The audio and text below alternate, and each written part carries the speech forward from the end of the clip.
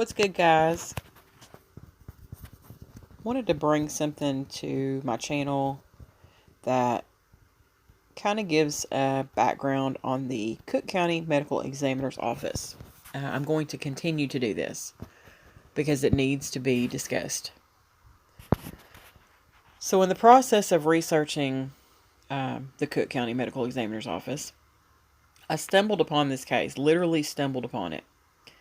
And in my opinion, I think it is so important that I wanted to bring it to this channel. It's an older case, but it's not the age of the case that matters.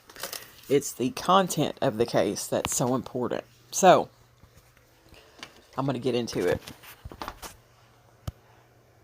Helluva, she's so fine. Helluva, blows my mind. Helluva, lights my day.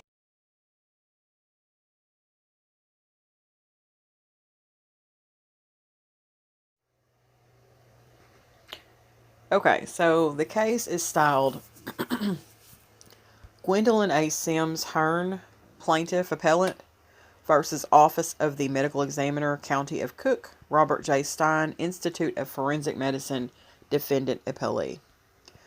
The case was decided on August the 15th of 2005. And like I said, it's not the currency of the case that matters. It's the content. It's what's being discussed in this case. So let me get you to that point.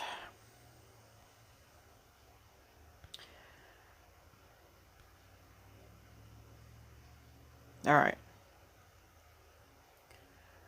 Plaintiff Gwendolyn Sims Hearn filed a claim in the Court of Claims, seeking compensation pursuant to the Crime Victims Compensation Act for the death of her son. She claimed her son was murdered because he had witnessed a murder. After the Court of Claims denied her claim, plaintiff filed a pro se negligence action against the defendant, Office of the Medical Examiner of Cook County, alleging that defendant's negligent autopsy resulted in the Court of Claims denying her claim. Now, let me back that up and tell you what that means. After the Court of Claims threw her claim out, she represented herself in a negligence case against the Cook County Medical Examiner's Office, alleging that the autopsy performed on her son was done negligently. All right. Now, let's carry on. Defendant then filed a motion to dismiss this complaint on the basis that the complaint was factually insufficient, barred by the applicable statute of limitations, and that defendant owed no legal duty of care to plaintiff pursuant to the public duty rule. The trial court granted defendant's motion to dismiss with prejudice. Now, what that means, the defendant argued and said, this case it really means nothing to us, and the court threw it out.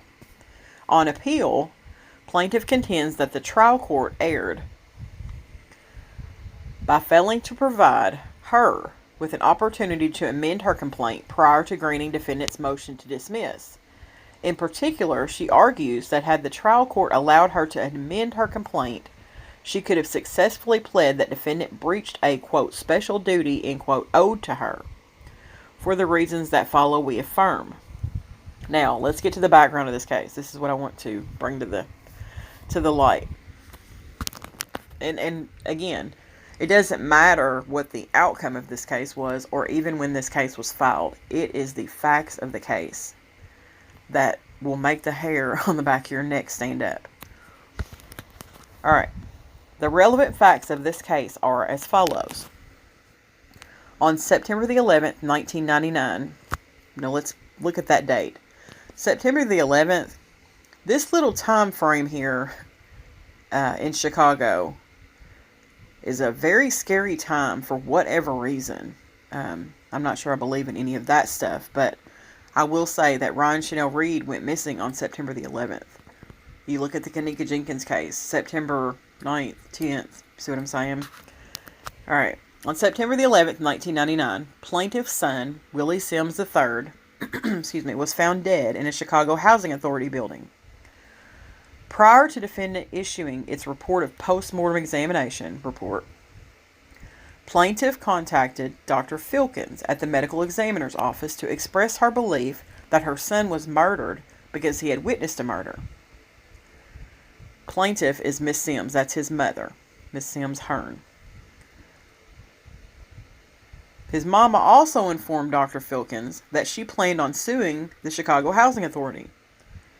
After examining the body, the defendant, which is the medical examiner's office, ascertained that the plaintiff's son died from cocaine and opiate intoxication, and therefore issued a report on November the 10th, 1999, which characterized the death as, quote, accidental, end quote.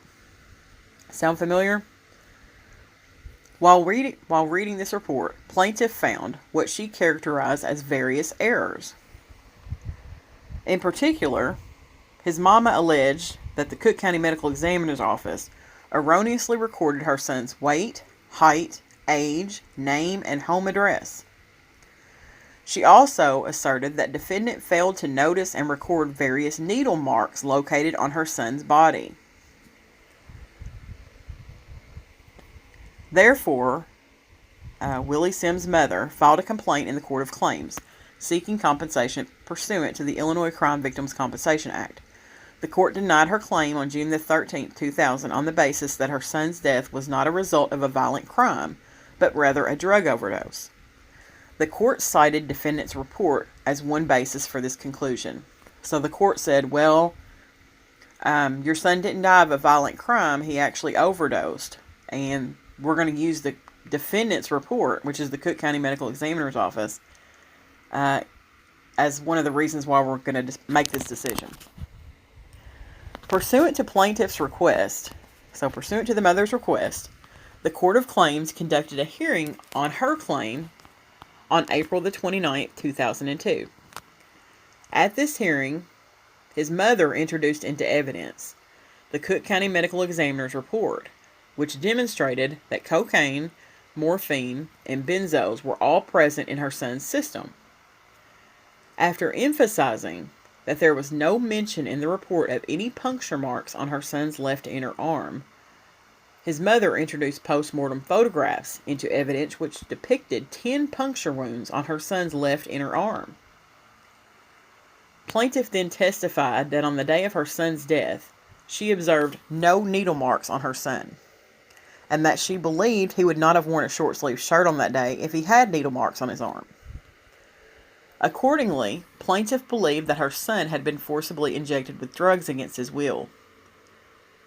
Plaintiff's daughter, so Mrs. Sims' daughter, testified that although her brother, quote, smoked crack, end quote, he hated needles and would never have injected himself with a needle. The daughter, Mr. Sims' sister, further stated that her brother was afraid because he had witnessed a murder. The mother also alleged that there were various errors in the, quote, police reports, end quote, regarding her son's death. The court concluded that based on the above evidence, his mother had failed to meet the burden of proof by a preponderance of the evidence that her son had died as a result of a violent crime. The court therefore affirmed the order entered on June 13, 2000, denying his mother's application for benefits under the Crime Victims Compensation Act. Therefore, the mother contacted a police officer at Area 4 who told her that she needed to challenge the defendant's report before the police could, quote, do anything for her, end quote. Plaintiff then contacted the Cook County Medical Examiner's Office and inquired how to challenge the report. The plaintiff claimed that Dr. Edmund Donahue, an employee at the medical examiner's office, repeatedly told her that she could not challenge the report. After expressing her concerns to the county board, however, Donahue advised the mother to write him a letter explaining why the report should be modified. His mother then submitted 2 letters which contained funeral home photographs which depicted her son's body. In these letters, she noted the absence of any notations in the defendant's report concerning the fresh needle marks on her son's arm or the fingernail mark on her son's face, which were evident in the photographs taken of her son at the funeral home. She further noted that the report incorrectly listed or depicted her son's weight, age, name, and hair length. She also requested that the report be altered to reflect that her son's death was a homicide. On August the 12th, 2003, the medical examiner's office mailed a letter to the plaintiff. This letter stated that the report would be modified to change her son's address and name. Specifically, defendant changed the name on the report from, quote, Willie Sims Jr., end quote, to, quote, Willie Sims III, end quote. The Cook County Medical Examiner's Office also indicated that there was indeed an abrasion located on the son's face, but that the report accurately recorded his height, weight, and age. The defendant refused to modify the report to record the needle marks evident in plaintiff's pictures because the marks were not present in the photographs taken at the time of the autopsy. Defendant concluded its letter by stating, quote, having examined copies of your photographs and the autopsy reports, there is no new evidence that supports changing the manner of death from accident to homicide, end quote. Defendant then issued a revised report containing these corrections. On April the 12th, 2004, his mother filed a pro se complaint, which means she represented herself and filed this complaint in the Circuit Court of Cook County, alleging that the, quote, coroner's negligent action caused her to lose her claim in court, end quote. On May 13, 2004, the Cook County Medical Examiner's Office filed a motion to dismiss pursuant to multitude of sections in the Code of Civil Procedure, arguing that plaintiff's complaint failed to allege any facts which would support a legally cognizable cause of action. The statute of limitations barred plaintiff's complaint, and defendant owed no duty of care to plaintiff pursuant to the public duty rule. The Circuit Court granted the Cook County Medical Examiner's Office motion to dismiss with prejudice, but did not provide grounds for its dismissal. This appeal followed.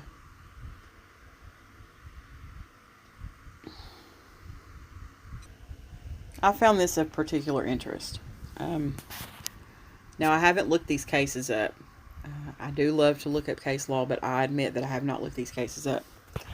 It says, pursuant to the common law public duty rule, governmental entities generally owe no duty to provide an individual citizen with municipal services, such as police and fire protection.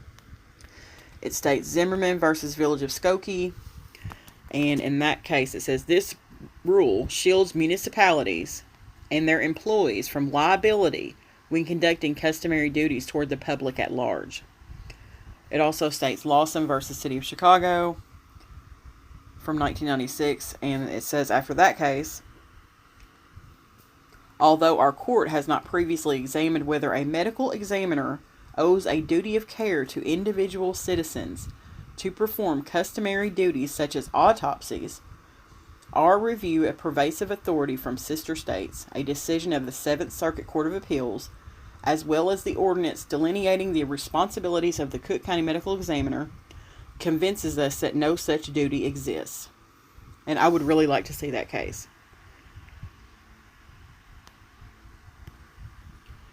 And again goes on to say later on, the reasoning in the above cases persuades us that medical examiners owe no duty of care to members of the public while performing their customary duties such as autopsies.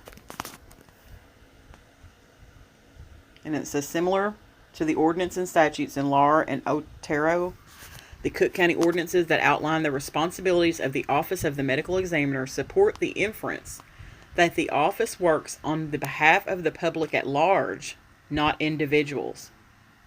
Specifically, the ordinance requires that the medical examiner investigate any deaths that fall within certain enumerated categories, which in part include, and this is what they claim that these are the deaths that the medical examiner's office is required to check on: criminal violence, suicide, accident, and suspicious and unusual circumstances.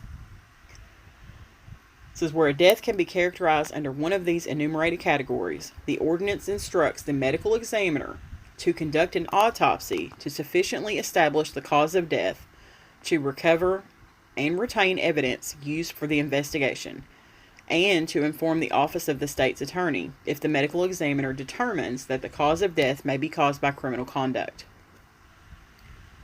Since nothing within these provisions supports the conclusion that the medical examiner owes a duty of care to individuals in plaintiff's position.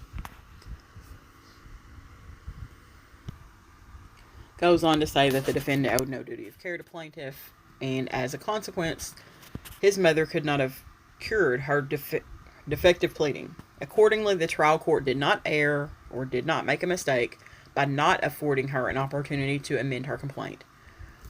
The dismissal of her action was proper on a separate basis. The Act provides that a plaintiff may not file suit against a local entity for an injury more than 1 year from the date that the plaintiff received her injury.